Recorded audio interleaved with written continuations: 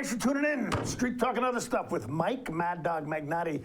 Nice to have you here on this Wednesday. It's Monday morning, okay? Look, I'm getting old, okay? It's good that I even remember my name, okay? But look, thanks for tuning in. But look, I want to tell you something. You have got a great live theater opportunity this weekend only. Anything goes at the high school. Now, like most of you know who watch this show, all 6 or 7 of you, that I am not a musical person. There's some musicals that are great, though. Anything Goes is one of them. This musical is fun. The kids are doing a great job. So this Thursday, Friday, and Saturday, Wenatchee High School, I think it's at 7 o'clock. You can get tickets at the Wenatchee High School website, or you can get them at the door. I'm sure there'll be some available. But you know what? This is a fun show. You're going to have a great, you'll go to it and you'll say, hey, for once, Mad Dog was right.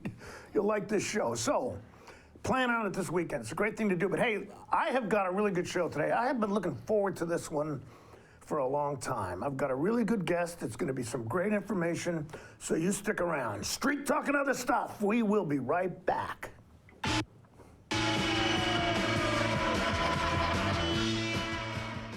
Hey, hon, would you run this around to the wash rack? Oh, okay.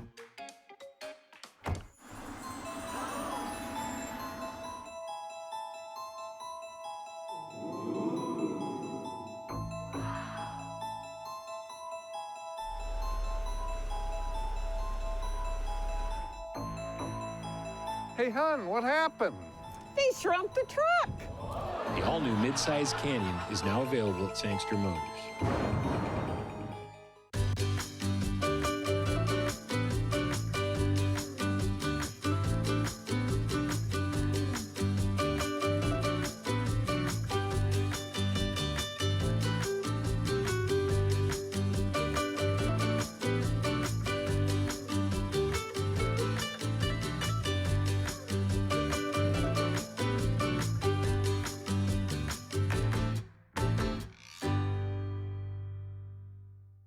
Hey, welcome back to Save Mart. What can we help you find today? We're looking for a mattress. Oh, right this way. We got a large selection. We have this pillow top here. Comfortable. We have more to choose from down here. Oh. I think I have the perfect one over here for you. I guess we'll take this one. You'll find it at Save Mart. Full service at a low, low price. When your heating or cooling system is giving you trouble, call the diagnostic doctor from Dick's Heating and Air Conditioning.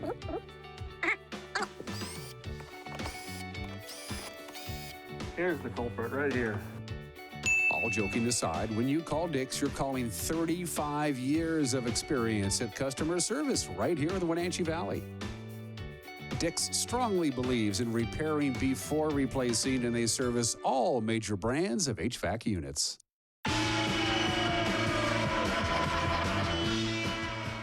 Okay, we are back, and I am very happy and honored to introduce my guest today, Ms. Maria Iniguez. Iniguez, okay. She is the president of our school board. She is winning the election that just went on. So congratulations. Final vote's going to come out at 4 o'clock today. Correct. I take it? Correct. All right. So very glad to have you, but I've been looking forward to it, and we're going to get into why, because I did warn Ms. Iniguez before she came on that I kind of have an agenda. I mean, duh. All right. I was going to say, don't you always? I always do. I can't help it. One time in church, our pastor was talking about conflict. He said, now who doesn't like conflict? Everybody raise their hand. Is there anybody here who does like conflict? I was.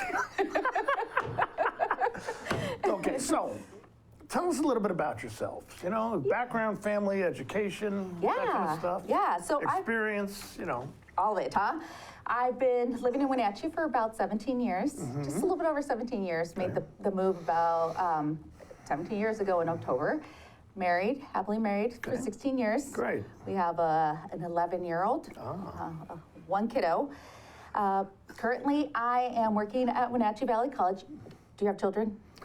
I do, but they're adults. Okay. But okay. I do have grandchildren. Okay. One of them currently is a junior at Wenatchee High School. Okay. We're very proud of. So, Okay. Well, you know the challenges that come with being a parent. yeah, yeah, yes, I do. So I'm currently working at Wenatchee Valley College. Recently got a promotion to be the chief of staff there. A lot of hard work. The hard work has paid off. Sure, I'll bet. But just a little bit of my background. I am a first-generation Mexican-American. Okay. My mother immigrated from. And first generation means that your parents weren't born in this country, but you were. Correct. All right, we've got an interesting thing we're going to discuss about that in a minute, but go ahead. So. Yeah, was raised by a single mother. I was actually an English language learner as a child. Learned the English language, born in California. Raised by a single mom. Okay, yeah. Just navigated the whole system as a young adult, as a young child in California. You know, the struggles with being a single parent, hardworking mother, have 2 siblings, very proud of the work my mother did to bring up her daughters, moved to Washington State. Was it all, you said, I think there were 4 kids in your family? Three girls. And they were all, oh, wow. 3 girls, Wow. 3 girls, Your mom handled 3 girls. She did. She's a better man than me. Yeah, she has been a fabulous mother and Great, excellent. father. That's cool to hear. So. Yeah, you know, she definitely, to this day, she works hard. She's close to retirement, but she's a hard worker, and I think I get my work ethic and my values from the hard work, and I've seen the struggles that she went through trying to raise her 3 daughters. Okay, so how about education? Yeah. You know? Yeah. So just a little bit of background, because we were raised by a single mom, trying to get away from a very abusive relationship with our father. Your mom was? She was, yeah. Don't get me started. don't get me started. I don't look at these experiences as difficult. Right. They were challenging for sure, but they've made me who I am. Yes, they have a lot to do with who you became. Yeah, Sure. and so we traveled a lot. We experienced a lot of homelessness, just running from my mother's situation. Went to 7 elementary schools, before we settled in the state of Washington. And so I decided that either I can go the career path, follow my mom's footsteps, being in the service industry, Sure. or I can change that trajectory, create my own pathway, and go get a higher education degree. Okay, all right. Did the whole community college for 2 years, transferred to the University of Washington, got my bachelor's degrees in cultural studies, which Okay, all right. love learning about other cultures. Sure. And then found a fabulous professor at the University of Washington who took me under her wing, guided me, helped me, supported me, and said, you know, you should consider grad school. And I did, and best decision ever. Isn't that great when somebody believes in you? I mean, did you consider yourself grad school material? Not at all. Really? Not at all. Yeah. And I took the community college pathway because that's what worked well for me, for my mom. I could work full time, help her out as well. Sure. And I thought, okay, well, I'll transfer to get my 4-year degree, and then you know, Sure. we'll see what happens Sure. after that. I wasn't really getting a degree in something specific, say, that would take me right into the workforce. Okay. But I enjoyed learning. I had somebody that believed in me. My mom, you know, she was super involved in our lives, but not so much in our education Yeah. because, you know, she was trying to make a living. Well, she's probably busy. Yeah. She was very busy. Right. I can't remember a time where mom didn't have more than two jobs. Okay. So what did you get your graduate degree in? What is? I have a Master's of Arts in Interdisciplinary Arts and Sciences, Okay. Which is a little bit broad. One of the neat things about the program is that it allows for the student to choose what they want to take their path in. I Okay. chose mine in education, and I wrote my thesis on the impacts of standardized testing on Latino students. Okay, all right. Okay, because Latino students is part of who you are and what Yeah. you're interested in, and you Yeah. can see, I mean, the growing population in this country, I mean, the fastest growing ethnic group is Our Hispanic, Latinos, correct? yeah. So yeah, we have to be prepared. Yeah, and you know what? I chose to write my thesis on that from a personal experience that I had going to school. I took the GREs, which is what you need to get into graduate school. My scores, and a GRE is a standardized testing, and having gone through the whole, my high school career, back then we had the WASL, now we have SBA. Right, okay. I did not. It's not as if I know what she's talking about, but did you see the intelligence look at? Oh, yeah, yes, the walls. Oh, yeah. Yeah, educators will know exactly what I'm talking about. I took my GREs and my scores were not high enough to get into grad school. Really? So they said, well, we'll take you conditionally and we'll reassess where you're at. After I the got my quarter." master's degree the same way. Okay, so you know what I'm talking about. Pretty much, yeah. They said, well, you know, we won't go there. But you know what, that experience, I wasn't gonna let a test dictate whether I belonged there or not. Right. And so I, along with my chair, I worked hard. I quit my job, I focused on my education, and you know, I said, I'm not gonna let these test scores That a impact. girl. Ooh, that a Yeah, girl. yeah, Yes. yeah. And so after quarter, they reviewed my grades, where I was in the program, and they said, okay, we'll take you. And so that really changed the fact that we cannot solely judge a student on this one Exactly. Yes. standardized test. Yeah. I've always Very been a true, believer very that true. one size does not fit all. Very true, yeah. You know, that reminds me of the joke. A college professor, an old guy, was greeting one of his new colleagues, and he said, always be nice to your A+ students because they will come back to be your colleagues in academia. But always be nice to your C- students because they will come back and donate money to build gymnasiums and dormitories. Yeah. That's I cool. mean, everything in life is a struggle, right? I mean, my two kids learn differently. I have 3 grandkids, and they're all on a different learning plan, so to speak. Yeah. So yeah, that's great. And when I used to teach cops, it was the same thing. Everybody has a different learning style. So, okay, so being on the school board, okay, how long have you been on the school board? Okay? Yeah. And what motivated you to, you know, to take on that level of service? Yeah, so I was actually, funny story, I was, it was December 2020, there was an opening, it was 2019, there was an opening for interviews because they were looking to appoint somebody, there was a vacancy. And so part of the community, I worked with a couple of people in the community trying to get people interested to apply for the position. Sure. And we just worked hard, nobody was willing to apply. Okay. And so, you know, somebody said, you. I said, no, you know, I have a young child. I'm working full time. I just can't. I have the passion for it, but time capacity. And so after some thinking, I called my best friend, my sister, and I said, hey, you know, there's this opening on the school board. And she's like, yeah, what's wrong with you? Why are you not applying? And I said, you really think I should? She's like, yeah, Okay. yeah, no questions. So I applied, I was appointed. Right. The following year in 2021, I had a policy is that you have to run if you wanna, sure. because of the appointment. So I ran in 2021 and I was elected. I am proud to say that I was the first elected Latina on the school board. Yeah. Good thing. Great. Okay. yeah. Now, look, I want to get into some stuff a little more specific, so we're going to take our break a little bit early, okay? But I All right. appreciate you talking about his background. Yeah.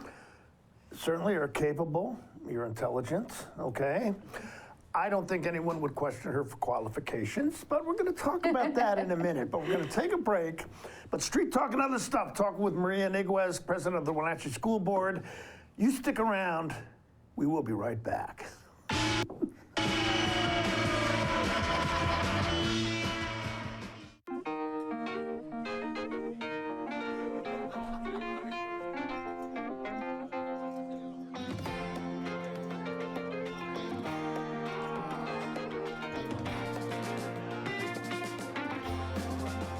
The Clearwater Saloon and Casino has the best Vegas-style games in East Wenatchee. Come enjoy yourself and discover the nightly action. Win big and meet new friends at the Clearwater Saloon and Casino. Tiki Hawaiian Barbecue, family owned and operated on North Wenatchee Avenue, right next to Hooked on Toys. Tiki Hawaiian Barbecue uses only fresh ingredients handcrafted with love, including authentic Hawaiian barbecue and Japanese-style ramen noodle soups. And the bubble teas will keep you coming back for more. Enjoy the culinary tour of the Pacific Rim with Hawaiian barbecue lunches and combo plate classics, as well as ramen noodle soups. Tiki Hawaiian Barbecue. Enjoy their comfort food like you're one of the family. If you're helping a relative, friend, or neighbor with tasks like shopping and meals, then you're a family caregiver, and we celebrate you. November is National Family Caregiver Month, when those who selflessly assist relatives, friends, and neighbors are honored for their work. Aging in Adult Care can help you help them with chore services, respite, and home-delivered meals. Call Aging in Adult Care of Central Washington at 1-800-572-4459 for family caregiver support.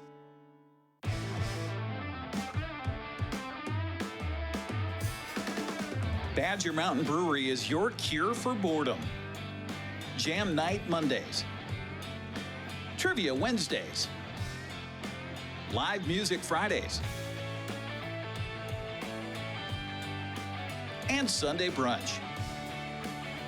There's always something brewing at Badger Mountain, so come join the party.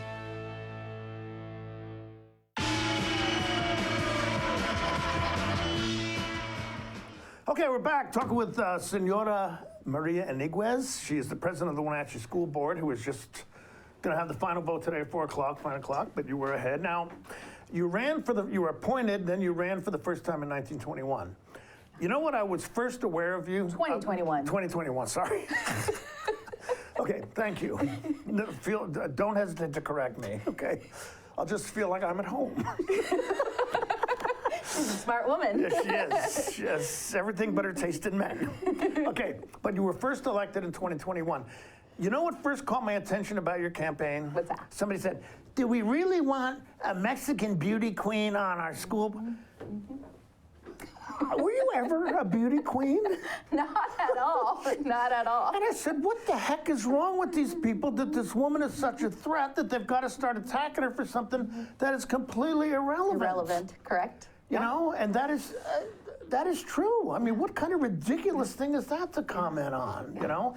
Now, if someone has something legitimate to complain about a politician or something like that, I mean, that's fair and square. Absolutely. But when they start making stuff up, then there's a problem. Now, I want to ask you another question, okay? Are you a Marxist? I am not. You're not? I am not. You didn't go to Cuba to be trained as a Marxist? I did not. Okay, now some of you may not know why I'm asking that question, but a group locally, the Chelan Douglas chapter of Moms for Liberty, put out a pamphlet saying that this woman went to Cuba to be trained as a Marxist. Now, interestingly enough, I mean, rather than just take an assumption, I contacted the person in charge of that. They denied they did that. Oh. Yeah, they said, no, that's not what we intended. We didn't say anything like that. Oh, interesting. Then the person went on to say, I never said she was a Marxist. Okay. And they said, I haven't investigated her myself. We just put information out there for people to decide for themselves. And you know what else they said? This person said, we don't endorse any candidates. Oh, okay. And I said again, and I didn't have to ask the question. Question being, why is this person a threat? Because I know why you're a threat. You're an intelligent, ethnic female. Correct. Okay? That is a big part of it. And you're going to look at me right now and say, why are you bringing race into it? Because it's part of it, doggone it. It's part of it. Now, I want to ask you a question going back to you being, suddenly it's my show again. I told you not to. But I want to go back. Your first generation, Correct. which means your parents were born in another country. So people that do people ever ask you, how long have you been here? Or, you know, where were you born? Where are you from? Where are you from? Yeah, Oh, okay. yeah. Nobody ever asked me that. You know why? Because I'm a white male. But let me tell you something. I'm first generation too on my mom's side. My mom was born in Germany. Okay? She has swastikas on her passport picture because they were going to move back. My family weren't undocumented. My mom's family, they were enemy aliens during World War II. Yeah. Okay, but nobody looks at me and has any negative, well, you'll have negative thoughts, but not, you'll have plenty of criticism, but it's not because I'm some alien, you know? And see, I want to point that out.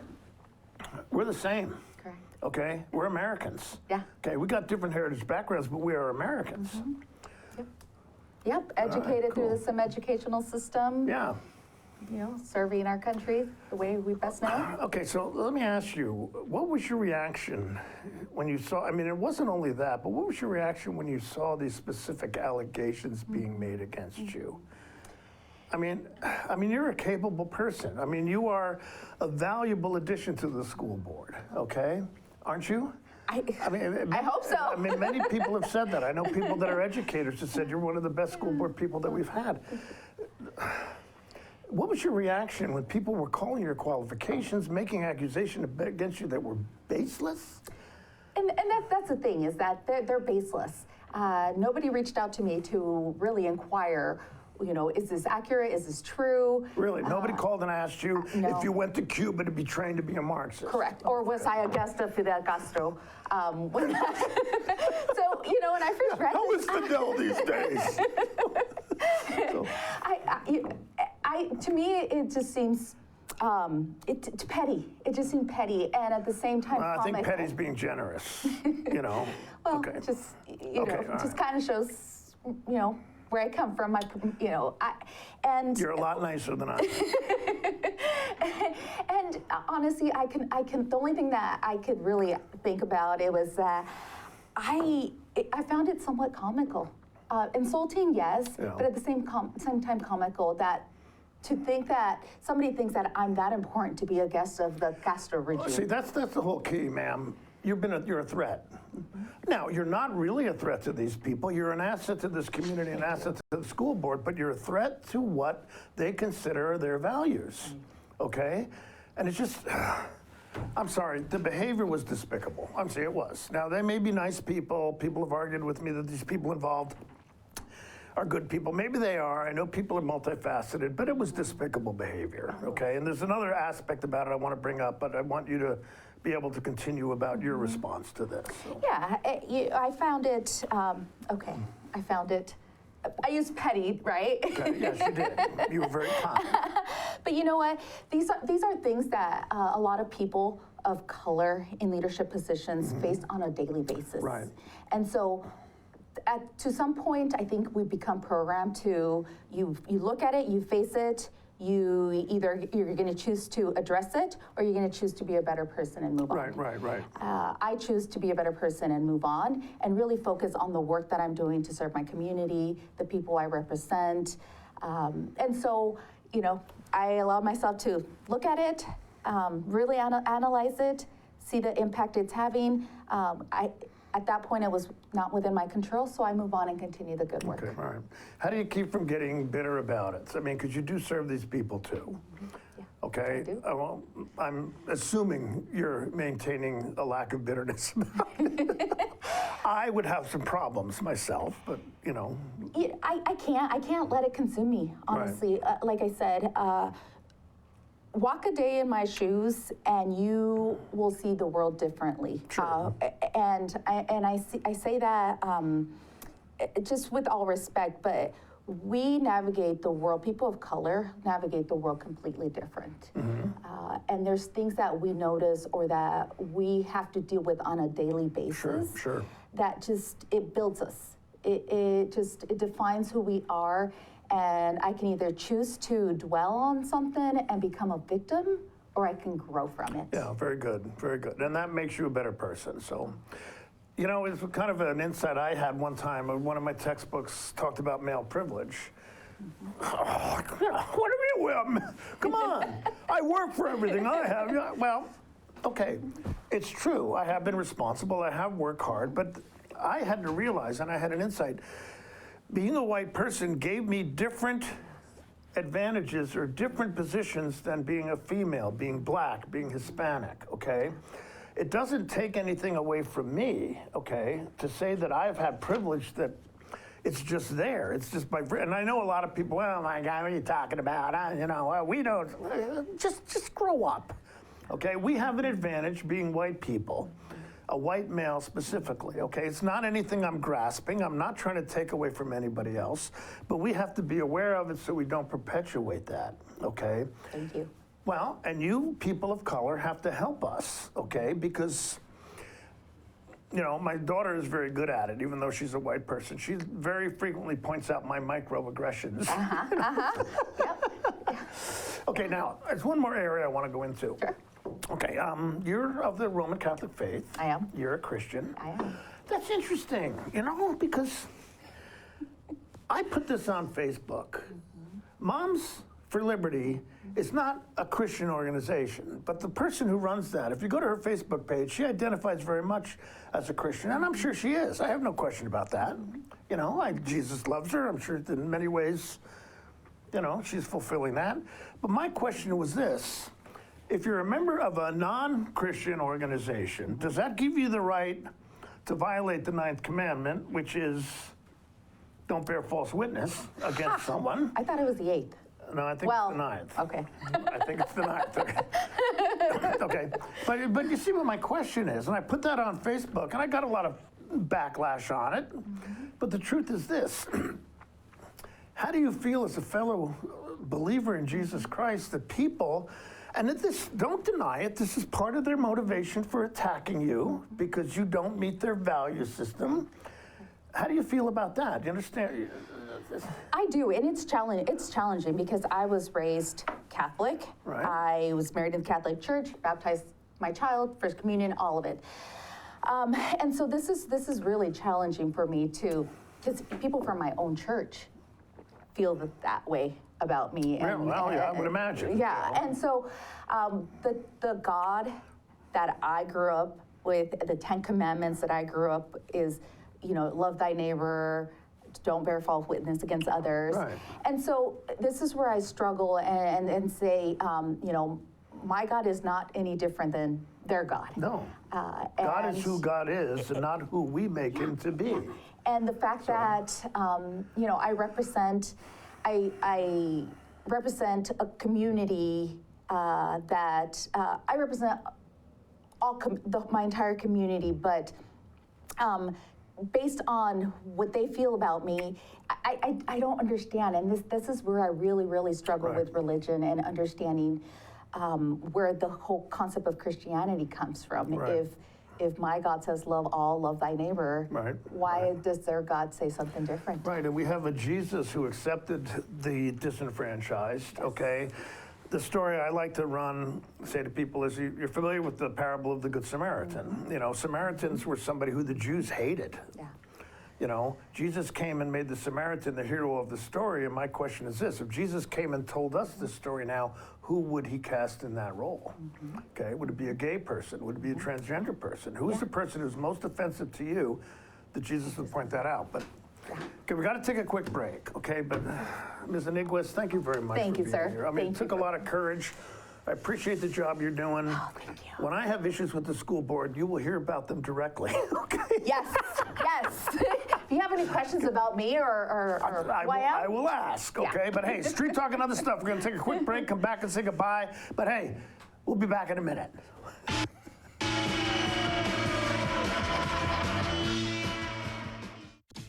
Have you been to Boswell's Furniture lately? Yes, Boswell's has an expansive 2-story showroom filled with so many great choices for our living room, dining room, and bedroom. Did you know that Boswell sells directly from their store inventory, so we wouldn't have to wait to get our new furniture? Yes, plus Boswell's has free local delivery and complimentary design service to help us with the layout and fabric choices. No waiting and amazing customer service. I mean, why would we go anywhere else? Boswell's on Easy Street. It's closer than you think. My name is Brian Thorpe. I own Global Car Care in Wenatchee and have been here for about 25 years. Brian started Global Car Care as Brian's automotive alternative on Arrondo Street. Some customers were following Brian since Brian's automotive time. No, we're just grateful to be part of this community. This is where I grew up. We want to do our part to be a valuable part of this community. We want to thank you for trusting our business for 25 years.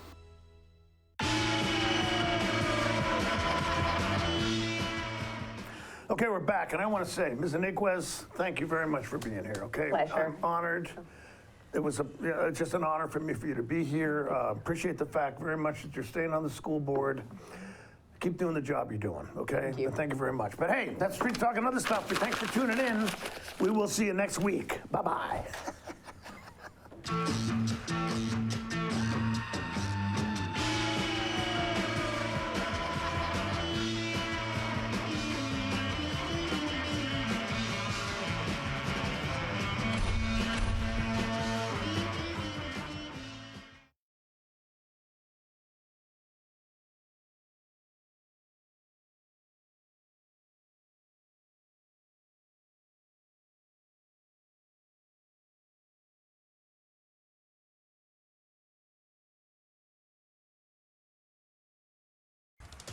Get ready to go across America meeting the next generation of star football players. We'll highlight a pair of elite pass rushers in today's show, one in Georgia and another in Chicago. We'll also talk to some rising quarterback prospects in Texas and Nebraska. And former U.S. soccer star Brandi Chastain will chat with us in our journey to greatness. That's all coming up next on Sports Stars of Tomorrow.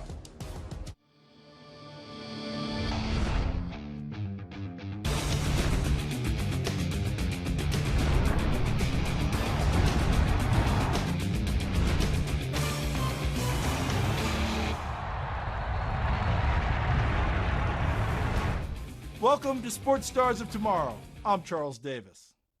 We're starting today's show in the state of Georgia with an athlete who has persevered through a heartbreaking